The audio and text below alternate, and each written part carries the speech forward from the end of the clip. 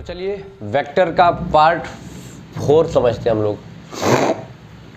Part 3 तक हमने बना दिए वेक्टर्स के, ठीक है। जा करके ज़रूर देखिएगा तो पार्ट 4 और अच्छे से समझ में आएगा। इसके पिछले वीडियो मैंने बताया था एडिशन ऑफ वेक्टर का पहला method triangle of vector addition, ठीक है। अब जो दूसरा मेथड पढ़ने वाले हम लोग that is parallelogram law of vector addition, यानी जो वेक्टर को का एडिशन का जो दूसरा रूल है वो क्या है हमारा parallelogram law of vector addition.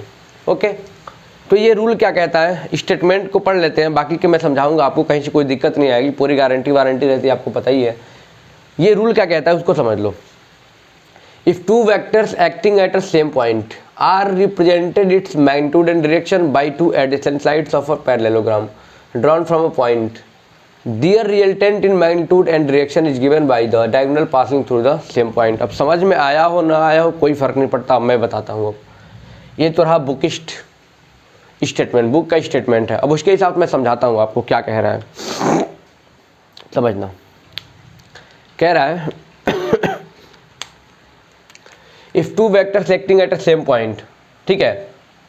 If two vectors, मान लो कोई दो वेक्टर्स है, एक वेक्टर ये है, एक वेक्टर ये है।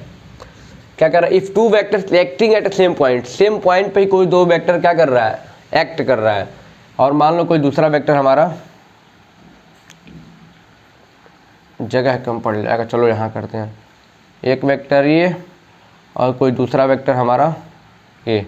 अब देखो सेम एक ही पॉइंट से दो वेक्टर क्या कर रहा है, if two vectors acting at a same point are represented magnitude and direction by two adjacent sides. Adjacent sides का मतलब क्या कि बगल वाले साइड्स। अब दो वेक्टर्स हमने ले लिए, ठीक है। अब इसको थोड़ा सा हम क्या करते हैं, इमेजिनरी पैरेललोग्राम बना देते हैं। क्या करते हैं, इमेजिनरी पैरेललोग्राम बना देते हैं। कैसे बन जाएगा,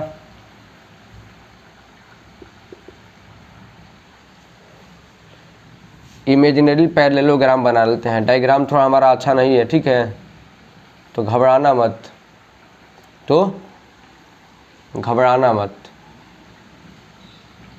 आ रहा है समझ में। दो वेक्टर हमने लिए, ठीक है। और सबसे पहले ये समझ जो पैरेललोग्राम लॉ ऑफ है ना वेक्टर है ना, ये किसी भी प्रकार के वेक्टर को ऐड कर सकता है, इसलिए इसका यूज करते हैं। दो वेक्टर हमने ले लिया, मान लो ये वेक्टर ए है, ये वेक्टर बी है, दोनों एक ही पॉइंट से है, यही कह रहा है ना। और हमने एक इमेजिनरी क्या कर दिया, पैरेललोग्राम बना दिया। तो अब कह रहा है इसी पॉइंट से जो डायगोनल जाएगा, जो इसी पॉइंट से डायगोनल हमारा जाएगा, इसी पॉइंट से जो हमारा क्या जाएगा, डायगोनल जाएगा, वही डायगोनल क्या करेगा, रिजल्टेंट बताएगा। वही हमारा parallelogram law of vector addition कहता है। पैरेललोग्राम वेक्टर एडिशन क्या कहता है कि कोई दो वेक्टर एक ही पॉइंट से एक्ट करते हो, जो मैग्नीट्यूड और डायरेक्शन दिखाते हो, तो उसी पॉइंट से क्या होगा, एक डायगोनल जाएगा, एक डायगोनल पास करेगा, वो क्या करेगा, वेक्टर्स का रिजल्टेंट बताएगा। ये हमारा parallelogram law of vector addition कहता है, ठीक है। नामकरण कर दो भाई,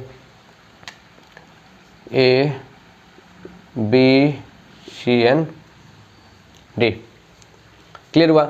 यानी जो ये वाला रिजल्टेंट है, ये क्या करेगा, सॉरी ये वाला जो डायगोनल है जो एक ही पॉइंट से पास कर रहा है, इसी पॉइंट से पास कर रहा है, ये क्या करेगा, वेक्टर का रिजल्टेंट बताएगा, ठीक है। ये चीज़ आपको समझना था।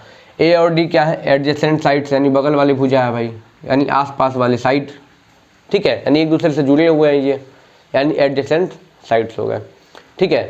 तो आर रिजल्टेंट कैसे निकलेगा आपको पता है, मान के चलो, मान के क्या चलना है, आप आर कैसे निकालेंगे आपको पता है, R square is equal to A square plus B square plus 2ab cos theta से क्या कर सकते हैं, निकाल सकते हैं। जो पहले पार्ट में ही मैंने बताया था, इसके पिछले पार्ट में, कि रिजल्टेंट कैसे निकालेंगे, R square is equal to A square plus B square plus 2ab cos theta. R निकालना चाहे तो अंडर रूट में आ जाएगा, ठीक है, तो घबराना नहीं है। आर निकालना है तो क्या अंडर रूट में आ जाएगा, ये स्क्वायर यहाँ से हटा दो, क्लियर हुआ। तो ये फॉर्मूला बाहर निकल के आ जाएगा। पिछले पार्ट में मैंने ये भी बताया था कि ये तो हमारा मैग्नीट्यूड है, क्योंकि रिजल्टेंट भी एक वेक्टर है, तो इसका भी कुछ ना कुछ क्या होगा, डायरेक्शन होगा, इसका भी कुछ ना कुछ डायरेक्शन होगा। डायरेक्शन कैसे निकालेंगे, यहाँ पे मान लो एंगल ये बीटा है, ठीक है, तो 10 बीटा इज इक्वल टू क्या हो जाएगा, B sine theta upon A plus B cos theta, B sine theta upon A plus B cos theta, ये हमारा डायरेक्शन निकल जाएगा, ये हमारा मैग्नीट्यूड इससे निकल जाएगा। यानी मैग्नीट्यूड और डायरेक्शन का फॉर्मूला तो आपको दिख ही रहा होगा, वही वाला है, ठीक है। बट आपको समझना क्या था, यहाँ पे स्टेटमेंट को समझना था। स्टेटमेंट क्या था, if two vectors acting at a point, यानी दो वेक्टर मान लो ए बी और ए डी हैं, अब ये कहीं पॉइंट पे एक्ट कर रहे हैं, जो क्या कर रहे हैं, मैग्नीट्यूड और डायरेक्शन शो कर रहे हैं, और हमने क्या कर दिया कि इमेजिनरी पैरेललोग्राम बना दिया, और जो ए इसी पॉइंट से, सेम पॉइंट से एक डायगोनल पास कर रहा है, वही क्या करेगा, रिजल्टेंट बताएगा वेक्टर ए बी का। यही हमारा लॉ ऑफ पैरेललोग्राम कहता है, ठीक है। एक क्वेश्चन कर लें, बहुत ज़्यादा समझना नहीं है, ये वाला आपको ध्यान रखना है, ये वाला पार्ट, ये वाला, ठीक है। चलो एक क्वेश्चन कर लेते हैं।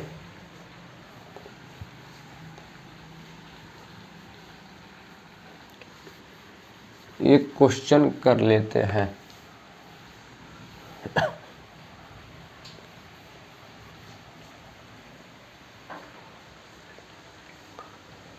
हाँ, मान लो कि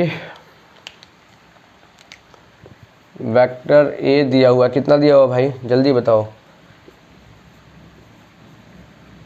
मान लो 5 मीटर ईस्ट में, ठीक है, और वेक्टर बी दिया हुआ है कितना, 60 एंड 60 डिग्री फ्रॉम ईस्ट, ठीक है। तो हमें क्या करना है, हमें रिजल्टेंट निकालना है। तो कैसे निकालेंगे, यानी कि एक वेक्टर ये दिया हुआ है ए, मान लो ये 5 दिया हुआ है, ये 6 दिया हुआ है, इनके एंगल का, इनके बीच का एंगल 60 डिग्री है, ठीक है। अब चाहे तो हम इमेजिनरी पैरेललोग्राम बना लें, यहाँ पे एक वो निकाल दें, डायगोनल निकाल दें, लेकिन आपको क्या करना है, डायरेक्टली वो क्वेश्चन करने से मतलब है। तो वेक्टर एडिशन बताइए, यानी इसका रिजल्टेंट क्या हो जाएगा, तो कैसे निकालेंगे, आपको पता है R square is equal to A square plus B square plus 2ab cos theta.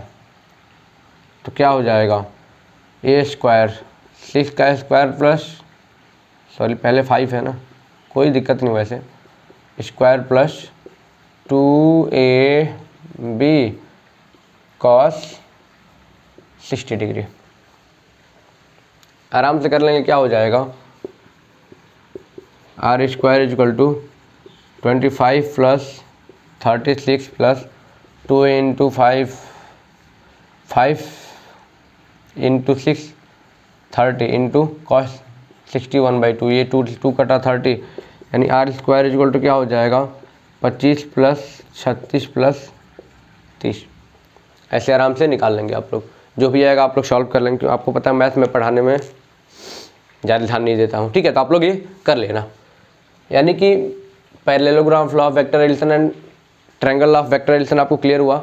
अब जो अगला पार्ट हम लोग पढ़ेंगे बेटा, वो पढ़ेंगे प्रोडक्ट ऑफ टू वेक्टर्स। उसी पार्ट में सबसे ज़्यादा दिक्कत बच्चों को आती है, सबसे ज़्यादा दिक्कत किस में आती है, product of two vectors, scalar product and vector product, बहुत दिक्कत आती है। बट उस पार्ट को मैं बहुत बारीकी से समझाऊंगा, बहुत बेसिक एकदम तह में जाऊंगा कंसेप्ट के, और बहुत बारीकी से समझाऊंगा। आपको कहीं दिक्कत सेकंड 2 पार्ट में नहीं आने वाली, सिर्फ 2 पार्ट में ये वेक्टर खत्म होने वाला है। चलिए, अगर पहली बार आए तो चैनल को सब्सक्राइब करिएगा, बेल आइकन दबाइएगा, सारे अपडेट्स आपको मिलते रहेंगे। Thank you so much.